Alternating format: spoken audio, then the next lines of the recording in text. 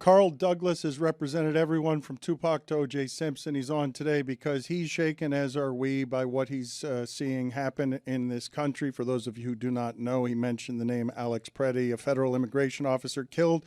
Alex Pretti, a 37-year-old intensive care unit nurse. He was protesting a mile away from where Renee Good was shot. Carl, thank you for joining us. What do you make of what it is that you have seen happen over the last month? And it's nice to see you again, even under the circumstances. Dan, it's always a pleasure being with you and your team. What I've seen over the last month is consistent with what I've seen over the last 45 years of representing families like Renee Good and Alex Pretti, who have been victimized by law enforcement. Let me start by saying, Dan, being a cop is tough, but not everyone is good at it. I've had cases of people being shot behind the steering wheels. I've had cases of people being injured during protests. I've had trials last year and the year before in Los Angeles from protesters who've been injured. I know that every state in America has an organization called POST, Peace Officers Standards and Training. And there's a training program for POST in every state. That training program is 6 months long. By comparison, the training program of ICE is 42 days. It is not possible for even the best trained post officers to deal with the stress and the tension that comes when American protesters are against you. Cops are human too. They lose their tempers. They don't like ICE. They don't like having their evenings disrupted because there are people with whistles outside of their hotel in a foreign city. So tensions are tough. And when there is the kind of rhetoric that we see from Washington, blindly supporting whatever they do, however outrageous it is, it emboldens them. It's in that context where there's already tension, where every moment of their professional lives, they're being the subject of this backlash that emboldens them to be more aggressive. Alex Pretti, as you and your listeners, I'm sure, knows, was unarmed when he was shot. An officer had removed whatever weapons he lawfully carried when he was shot. Renee Good was trying to get away when she was shot, and there were 2 shots fired in the side of the window of her open driver's side door as she was past the officer, and he was no longer in threat. Officers are not trained to simply fire until they're out of bullets. They're trained to fire only when they are confronted with an imminent threat. And in the case of Alex Pretti, 10 shots after he was unarmed is clearly excessive.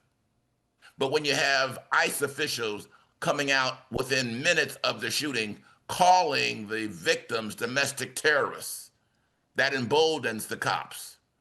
When you have protesters that are continuing to be vocal, that emboldens the cops and it raises the tension. So Dan, regrettably, I hope you have me on your show again. This is going to happen again. It may not be in Minneapolis. It may be in Boston. It may be in Chicago. It may be in Detroit. But when you have marauders who are not uniformed, driving common-looking SUVs, riding 6 deep, it will continue to foster a circumstance when other lesser-trained officers are going to be afraid, frightened, and emboldened, and there will be more citizens killed. The vice president said that the officer that shot Renee Good was, quote unquote, protected by absolute immunity. Is that true? There's no absolute immunity if you use force unreasonably. And it's so terrible, Roy, that they're not even investigating the conduct of the officer in the Renee Good setting. There's a universal thought among law enforcement that shooting at moving vehicles are discouraged, especially or unless there is some deadly threat separate from the vehicle itself. Because shooting a gun is reckless, man. It's not like you see on television. You're shooting all over the place. And innocent people can be injured by the stray bullets and often are. So there are universal trainings over the course of your 6 months, not just 42 days, that you never shoot at a moving vehicle. You get your butt out of the way. And clearly, with Renee Good, 2 of the shots went through the open driver's side window. I'm sure she was shot in the head. And it's terrible that after the shootings, they simply allow the bodies to lay there and bleed out. They prevented doctors who were present in each instance, healthcare providers, to come to the scene to try to give aid to the fallen victims. That shows how there's now a warrior mentality, us versus them. They are the bad guys, we are the good guys. And that warrior mentality is at the basis of most uses of unreasonable force, that coupled with fear, because cops are people too, and cops are afraid. And when they are emboldened, what they'll do first is draw on their weapons or use their force. You saw how Pretti was pepper sprayed right in the face because he came to the aid of another innocent protester, a woman who had been pushed down. You saw how 6 cops pounded on him immediately, not knowing what he had done simply because he was in the way. That is the attitude and the culture that all Americans should stand up against. And Dan, most of my clients look like me. Some of my clients look like you, but few of my clients look like Renee Good and Alex Pretti. So hopefully this is a wake-up call for your listeners, but for the grace of God, any of you can be victimized by these lawless enforcement agents. Beyond that, when people say, I don't live in Minneapolis or a city facing ice raids or mass protests, why should I care? Why should they care beyond what you just said? Because we are a nation of humanity.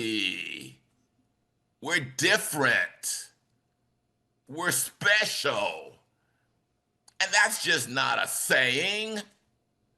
That's just not rhetoric. There has to be some substance to those ideals that we Americans hold dear.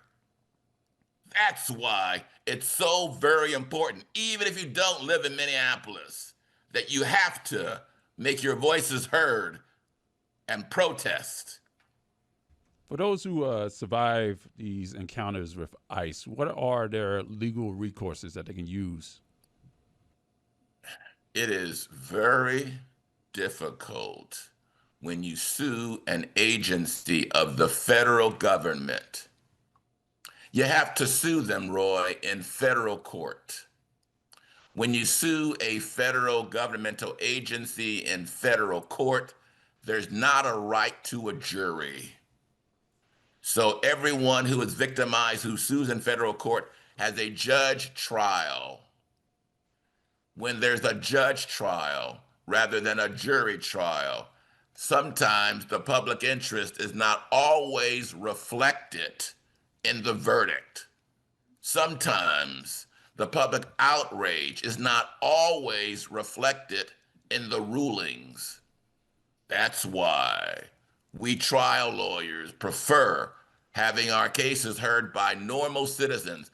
We're one of the few countries on earth, Roy, that has citizen juries deciding acts of wrongful death, against our authorities. England has defamation. Some countries have a couple of causes of action, but only in America can the people reflect the outrage of the moment by their voices in a jury. That's why it's so very important. How do you feel about the White House or Homeland Security trying to portray victims as dangerous terrorists, the justifying of these killings? Because I was mentioning it's one thing to just have the horror of the grief of, what do you mean I've lost my son? But then to watch what happens immediately next as your son or daughter is vilified and turned into someone dangerous or terrorist by political propaganda makes something that's already the worst even worse. Dan, it is their playbook that they are using almost automatically within minutes, if not hours of a tragedy. And there will be others. They are labeled domestic terrorists, which is such an outrageous insult, but it reflects the partisanship, regrettably, that has so engulfed our country. The fact that the political leanings of a particular state or a city is the basis for focus is outrageous, is un-American. The last time I looked, the president is the president of all of us. And until President 45, they always embraced that notion. Even if you didn't vote for me, I'm your president. I want to work for you. Until that attitude, that foundational notion changes. In 2.5 years, I fear more of this blaming the victim is going to be part of the official discourse. Everyone's obviously shocked and appalled by the shooting happening. I think Minneapolis police said they have had like 900 consecutive instances in which they've had to disarm someone, and they've always done so without shooting any shots. But for me, almost equally troubling is the lead up to this man being shot. He is on the side of the street with his cell phone protesting what seems to be obviously understandable and peacefully. And ICE agents stop their car. They get out. They lay their hands on another protester. He stands in between, still recording them. He gets taken down by approximately 7 officers. He is disarmed and then shot to death. What I imagine more people, even though it seems even more dangerous now, are going to be compelled to go out and protest. He seemed to have been doing things by the book in terms of peacefully protesting, and he ended up dead. If people in our audience are moved to go out and protest and they find themselves in a situation that is quickly accelerating and getting out of hand, what advice would you give them? Mike, I'm the father of a 31-year-old black son. Every father of young black men have had the conversations with their children. Your number one job is to get home at the end of the day. Your job is not to enforce or to emphasize, particularly to a nervous officer, how you are in the right, especially in these times. I tell my kids, make sure you leave your hands so they can see them when they stop you in your car. I tell my son, make sure you tell him what you're gonna do before you do it. I'm reaching into my glove box to get my registration like you've asked. Is that okay with you? It's regrettable, tragic, un-American that everyone should sit down and have conversations with their children, with their family, with their friends, if they are considering the risky nature now of exercising your First Amendment rights to protest. Because the administration watches and listens and reacts to the polls. The polls are terrible against the Renee Good shooting and only are going to increase more. But only until the rhetoric is reduced will there be any true salvation. And regrettably, you're going to have me on again to talk about another travesty until people in charge begin to listen. We have only a couple of minutes left, but you mentioned that very few of your clients look like Renee Good or Alex Pretti. Do you see anything shifting with the idea that these people look different than what is normally at the bottom end of these kinds of injustices? Do you see a shift anywhere in America happening? Dan, as I've always told you, it is a roller coaster of public opinion. George Floyd, things were in favor of police reform. 2 years later, those sentiments waned, and we came to this. It always goes up or down. There's going to be some police officer who is injured, and public opinion is going to change again.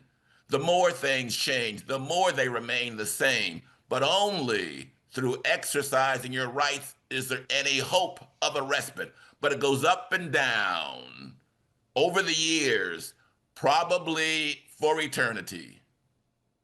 Carl, I'm wondering your thoughts on Second Amendment advocates in this situation, because Alex Pretti was called a domestic terrorist for having a gun, and they said, you don't bring a gun to a peaceful protest, but he was registered to carry in Minnesota where you can do so, and yet this seems to be the general perception where it seems like only the right people can be carrying a gun. What are your thoughts on the Second Amendment folks sort of backing away from this situation? Well, Jeremy, interestingly, I saw this morning that the NRA came against those that are attacking Alex Pretti simply because he was exercising his rights to own a gun. So there's going to be some twisted analysis going on here because the right doesn't quite understand or sure where they're going to stand. You can't talk about the Supreme Court broadening rights of states to legalize the possession of guns, yet at the same time castigate someone who was exercising their rights. I don't have a gun. I'm scared of guns. But certainly you can't have it both ways, and people on the right are trying to. Carl, thank you, sir. I would say that it's nice seeing you. It usually is, but this is always the subject matter, and it's eternally depressing. So thank you for making the time for us early on the West Coast, sir. Dan, always a pleasure. Please have me back. Thank you, sir.